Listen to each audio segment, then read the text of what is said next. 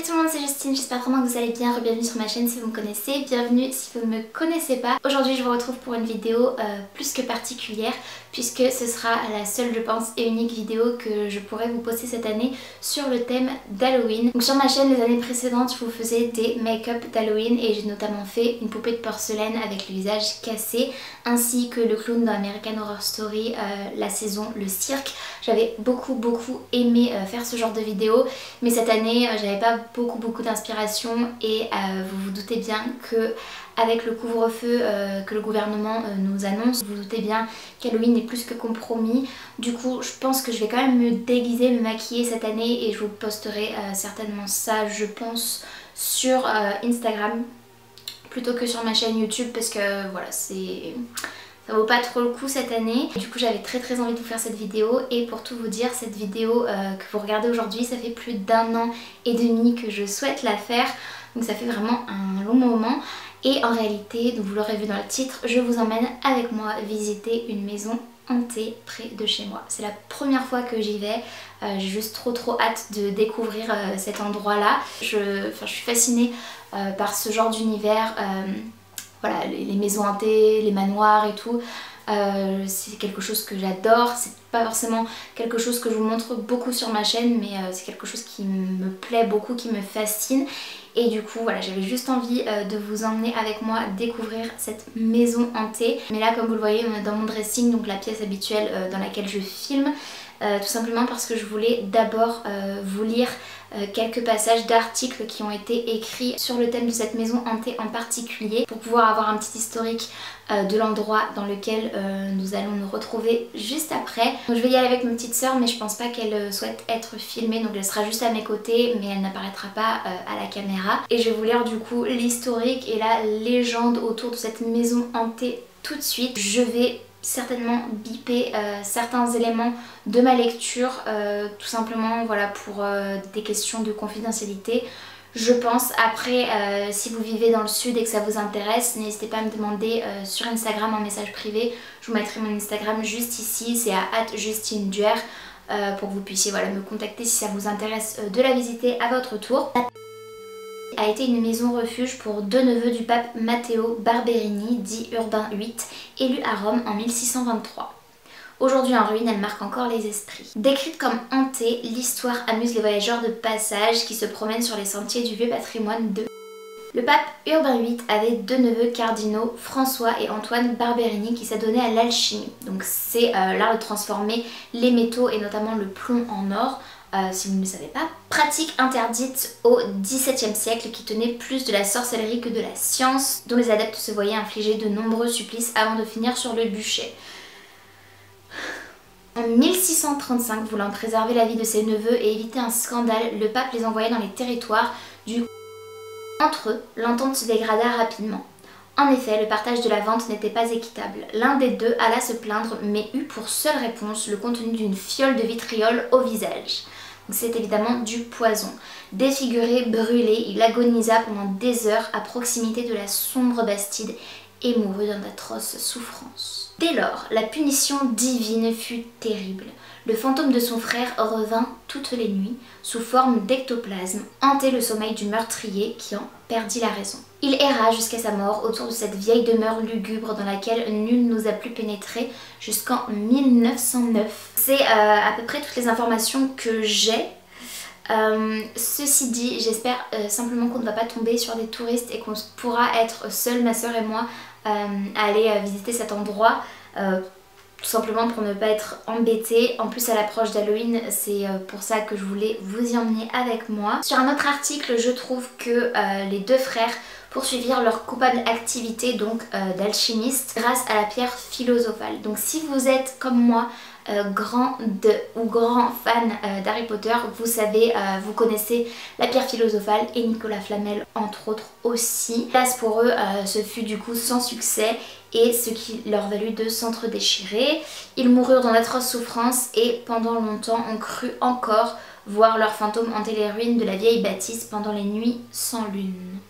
Le 27 mars 1909, Marius Jouve, un riche propriétaire, fait libre et artiste peintre, passant devant la maison abandonnée et retournant chez lui à pied, fut abattu d'une balle de plomb dans les reins. Là je me demande si j'ai vraiment envie d'y aller ou si je vais être maudite parce que ça m'a l'air d'être une malédiction quand même. On a la même jusqu'à certifier que le plomb de la balle provenait du stock des frères Barberini. En fait, la balle provenait tout simplement des cachets de plomb servant à sceller les sacs postaux. Les habitants de la ville virent dans cet horrible crime la malédiction des alchimistes, ce qui conforta la réputation sulfureuse de cette maison qui aujourd'hui encore reste pour tous la maison hantée. Voilà, c'est tout ce que j'ai comme information. Je vous invite à rester avec moi et à passer à la suite, donc avec les images dans lesquelles on va découvrir cette maison tout à l'heure.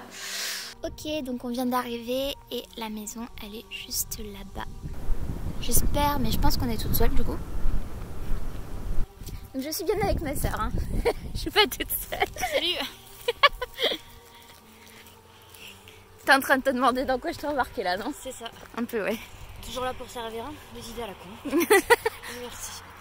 Mais merci. Et merci. Merci bien. Non mais tu vois, il y a quand même un étage, même plusieurs étages. Je me demande s'il y a encore des escaliers, genre si on peut monter ou pas. Je crois qu'il faut toquer à la porte ou... Ça devrait aller. Imagine. Oui. Non mais imagine tu toques juste et la porte elle s'ouvre toute seule genre. Oh non. Peut-être que tu pars en courant ça. Ok, donc on arrive. Hein.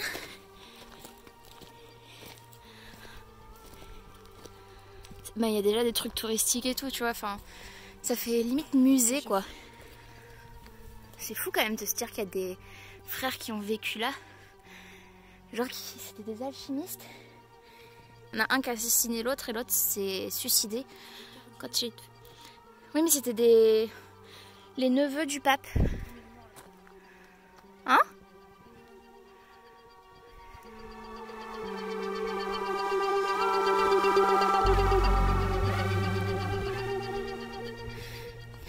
Déjà c'est quoi ça? On peut pas l'ouvrir. Ah si. C'est rouillé de ouf. Ça s'ouvre pas. Imagine il y a des reliques là-dedans. Non, moi j'ai peur de regarder et qu'en fait c'est genre un visage humain, tu vois. Là je pense qu'on va pas pouvoir faire de room tour en fait. Parce que je pense pas qu'on puisse rentrer. Ah c'est tout envahi en fait. Tout envahi par les herbes et tout. Là, mais c'était pas vraiment une maison, il n'y a pas de douche, il n'y a pas de... Mais si, mais en fait, regarde, là, il devait y avoir un plancher juste au-dessus de notre tête qui était le plafond. Ça devait être le plancher juste au-dessus, parce que tu vois, t'as des... Mais voilà, là, c'est en ruine de chez ruine, quoi. Il y a des escaliers là qui montent, mais qui ne donnent sur rien, en fait. Pour qu'on puisse voir. Wow. C'est grand quand même, hein. Il y a plein de pièces là-bas. Waouh, en tout cas on a une trop belle vue.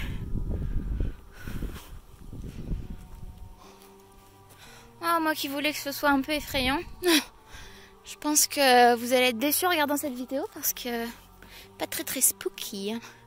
Tu me fais peur là Estelle, fais gaffe parce que c'est en ruine quand même. Hein.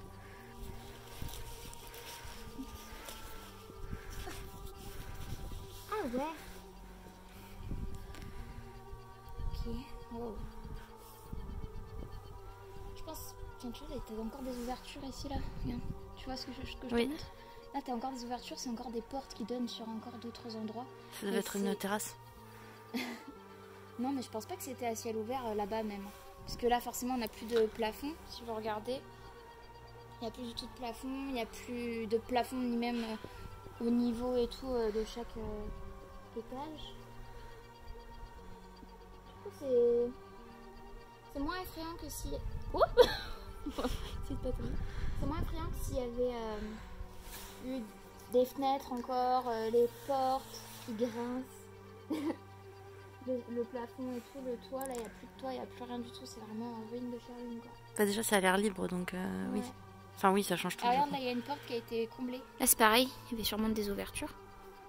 Peut-être une grande vitre, là il y a 4 carreaux là.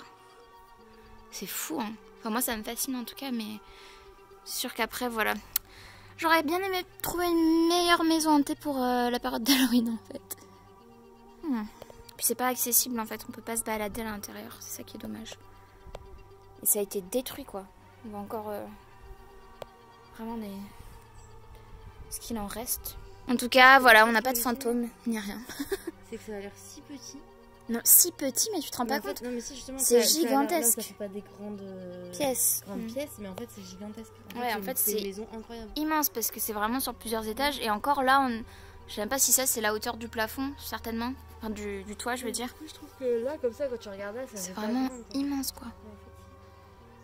Bah, sachant que c'était de l'autre côté où il y avait toutes les herbes, toutes les ronces et tout. Donc là, il y a encore une pièce là. Là, il devait y en avoir une grande, ici, plus les en hauteur, plus là-bas, plus là, ce qu'on voit là, il y a des petites ouvertures là, il y a plusieurs portes, il y a des encastrements et tout. Et il devait y avoir des poutres aussi, puisque là, on voit bien les petits bouts là de bois qui sortent des trous là. C'est fou ça.